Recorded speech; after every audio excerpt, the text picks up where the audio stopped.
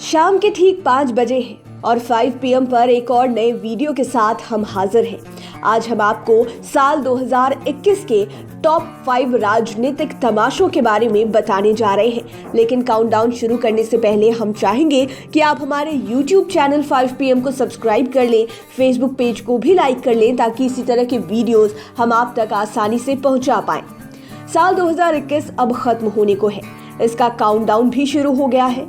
इन 12 महीनों में बिहार में राजनीति से जुड़े कई ऐसे तमाशे हुए जिन्होंने लोगों का ध्यान खूब खींचा। ये तमाशे कई दिनों तक लोगों के बीच चर्चा का केंद्र बने रहे। ये तमाशे इतने अनोखे थे कि कई सालों तक ये लोगों के जहन में कैद रहने वाले हैं। ऐसे में आज हम आपको 5 PM के 5 का तड़का में बिहार के उन 5 राजनीतिक तमाशों के बारे में बताएंगे जिनकी राज्य भर में ही नहीं पूरे देश में लंबे समय तक चर्चा होती रहेगी।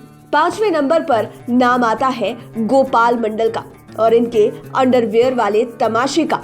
अपने बयानों को लेकर हमेशा सुर्खियों में रहने वाले जेडीयू विधायक गोपाल मंडल अंडरवियर को लेकर इस साल कुछ अधिक ही चर्चा में आ गए। तेजस राजधानी एक्सप्रेस में पटना से नई दिल्ली जाने के दौरान उन्हें यात्रियों के विरोध का सामना करना पड़ गया। दरअसल जैसे ही पटना से दिल्ली के लिए ट्रेन खुली, विधायक जी अपने कपड़े उतारकर अंडरवियर में आ गए। इसके बाद वह उसी हाल में टॉयलेट की तरफ जाने लगे। विधायक का इस तरह अंडरवियर पहनकर बोगी में घूमना यात्रियों को नागवार गुजरा। इसके बाद जब पैसेंजर्स ने मना किया तो विधायक गोपाल मंडल रौब जताने लगे। देखते ही देखते दोनों पक्षों में कहासुनी हो गई और झड़प होने लगी। एक तरफ सभी यात्री तो एक तरफ गोपाल मंडल और उनके साथी। तेजस एक्सप्रेस में लगे सीसीटीवी कैमरे में कैद फुटेज में उनकी ये हरकत कैद भी हो गई। इसके बाद तो गोपाल मंडल की खूब किरकिरी होनी शुरू हुई। विपक्ष के नेता से लेकर आम आदमी तक उनकी फजीहत करने लगे। इस घटना के बाद नई दिल्ली रेलवे स्टेशन पर उनके खिलाफ लिखित आवेदन भी दिया गया, जिसके बाद आरा जीआरपी में जेडीयू विधायक गोपाल मंडल ने अंडरवियर पहनने के पीछे तर्क दिया कि उनका पेट खराब हो गया था। बार बार वे कपड़े उतारने की जहमत उठाते तो उनके पैंट में ही हो जाता, इसलिए उन्होंने अंडरवियर पहनी थी। उन्होंने इस वाकये पर अफसोस भी जताया। जेडीयू विधायक गोपाल मंडल के अन्य बयानों का भी यहाँ जिक्र करना मौजू होगा। पहली बार तो तब जब उन्होंने बिहार के उप मुख्यमंत्री तारकिशोर प्रसाद को भ्रष्टाचारी बता दिया। बीजेपी ने इसका खूब विरोध किया तो उन्होंने अपने बयान से पीछे हटते हुए on camera I love you बोल दिया। बीजेपी नेता के खिलाफ बोलते बोलते अगली बार उन्होंने अपनी पार्टी के सांसद अजय मंडल को भी घेर लिया और उन्हें शराब बेचने वाला बता दिया। अपनी हरकतों और अपने अजीबोगरीब बयानों के कारण हमने चर्चित तमाशे वाली लिस्ट में उन्हें 5वें पायदान पर रखा है। अगला नंबर यानी कि चौथा पायदान, इस पर आते हैं साधु यादव, यानी कि तेजप्रताप यादव की भाषा में कहें तो कंस मामा। तेजस्वी यादव 9 दिसंबर को हरियाणा की रेचल संग विवाह के बंधन में बंध गए। रेचल क्रिश्चियन है। तेजस्वी के इस प्रगतिशील कदम से उनके ही मामा साधु यादव बेहद नाराज हो गए। उन्होंने अपने भांजे के इस कदम की खूब आलोचना की। साधु यादव ने यहाँ तक आरोप लगा दिया कि तेजस्वी ने अपने समाज की लड़की से शादी नहीं की। तेजस्वी को दूसरे धर्म में ही शादी करनी थी तो चुपके चुपके शादी क्यों की, लोगों को बताकर शादी क्यों नहीं की। उन्होंने यहाँ तक कह दिया था कि यादव समाज अब किसी का पिछलग्गू नहीं है। उन्होंने यादव समाज से तेजस्वी के बहिष्कार करने की अपील कर दी। साधु यादव ने लालू परिवार के बारे में कई अनर्गल बातें भी कह दी। साधु यादव के ऐसे बयान से उनके बड़े भांजे तेजप्रताप यादव बेहद गुस्सा हो गए। ट्विटर पर तेजप्रताप ने बिना नाम लिए भड़कते हुए लिखा कि रुकिए, हम बिहार आ रहे हैं तो आपका गर्दा उड़ा देंगे, थोड़ा औकात में रहना सीखिए, पायजामा से बाहर आने की कोई जरूरत नहीं है। वहीं उनकी भांजी रोहिणी आचार्य ने भी अपने मामा को कंस बता दिया। उन्होंने ट्विटर पर लिखा कि कंस आज भी समाज में मौजूद है। इन्होंने साबित कर दिया है, रिश्ता निभाना है तो कृष्ण बनो, दुष्ट कंस के जैसा अन्यायी ना बनो। लंबे समय तक राजनीति से लगभग गायब हो चुके साधु यादव अपने इस बयान के बाद अचानक लाइमलाइट में आ गए। हालांकि उनके इस बयान की आलोचना हर जगह हुई, यहाँ तक कि लालू परिवार पर हमलावर रहने वाली जीतन राम मांझी की बहू दीपा मांझी ने भी साधु यादव के इस बयान को समाज को कलंकित करने वाला बताया। बहरहाल साधु यादव के इस तमाशे ने हर जगह खूब चर्चा बटोरी, इसलिए हम उन्हें इस लिस्ट में चौथे नंबर पर जगह दे रहे हैं। तीसरे नंबर पर आते हैं स्वयं लालू यादव और उनका भगचोनहर वाला बयान। 30 अक्टूबर 2021 को बिहार के तारापुर और कुशेश्वर स्थान 2 विधानसभा सीटों पर उपचुनाव होने वाले थे। उनमें से कुशेश्वर स्थान कांग्रेस की परंपरागत सीट थी, जहां इस बार आरजेडी ने अपना उम्मीदवार उतार दिया। इसके पीछे कहा गया कि कन्हैया कुमार के कांग्रेस में शामिल होने से लालू नाराज चल रहे हैं। इसके बाद आरजेडी ने बरसों के गठबंधन को तोड़कर यहां लड़ने का फैसला किया। बिहार कांग्रेस प्रभारी भक्तचरण दास नाराज हो गए और उन्होंने आरजेडी पर गठबंधन तोड़ने का आरोप लगा दिया।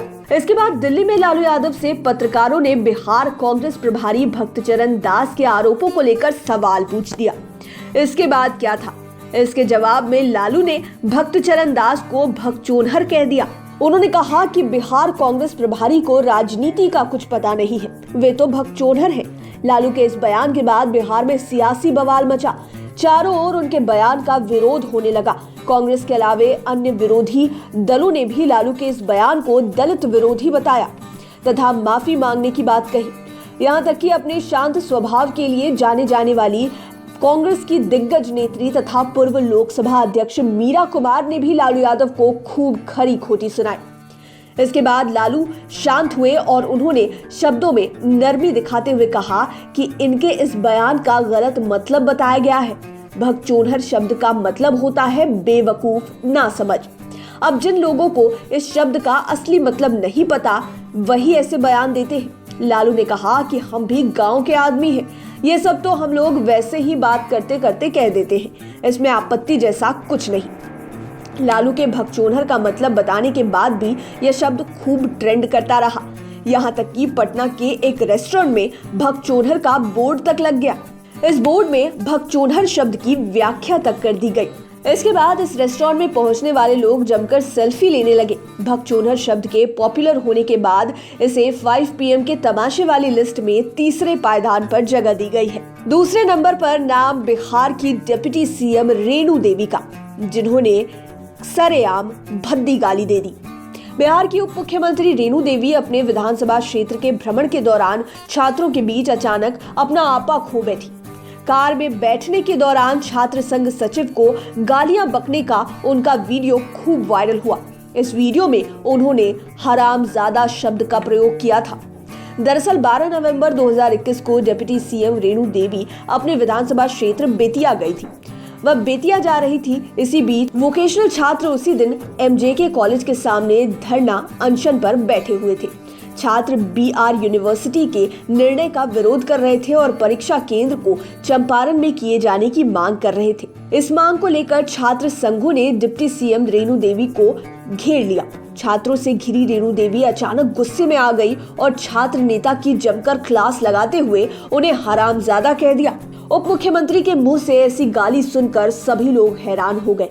लोगों ने उनके इस 16 सेकंड के वायरल वीडियो को तुरंत लपक लिया। विपक्षी नहीं, सहयोगी दल के नेता भी उनके इस बयान की निंदा करने लगे।